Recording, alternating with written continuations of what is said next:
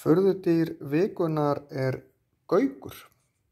Þetta eru fuglar sem eru svo kallar hreiðursníklar, þar að segja.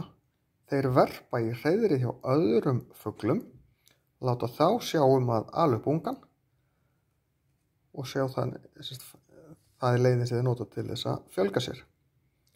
Þessi fugl nokkuð stór, svolítið rúmlega 30 cm, lifa ansi víða, en þeir verpa í hreiðrin hjá alls konar fuglum og flestir þeirra eru nú töluvert minni heldur en gaukurinn. Eggin hjá gauknum eru þannig að þó þau séu svolítið stærri þá eru sumir gaukar farnir að geta verpt eggjum sem líkjast eggjum einhverja annarra tegunda, en eggið þannig að unginn klekst hraðar út úr því heldur en á egg fuglsins sem að verpa í hreiðrið. Þannig að gauksunginn hann kemur fyrstur og hann á það til að ýta hinum eggjunum bara í burtu.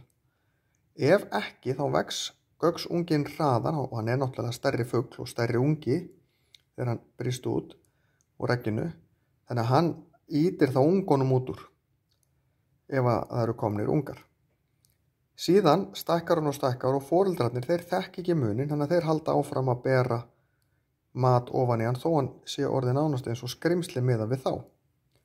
Eins og þið sjáuð á myndinni hérna sést kannski ekki rosalega vel, en þannig foreldrið að bera mat ofan í ungan, en þetta náttúrulega ekki foreldrið hans, þetta bara fósturforeldri. En þetta gengur mjög vel hjá gauknum, en það mikið þá út í heimi.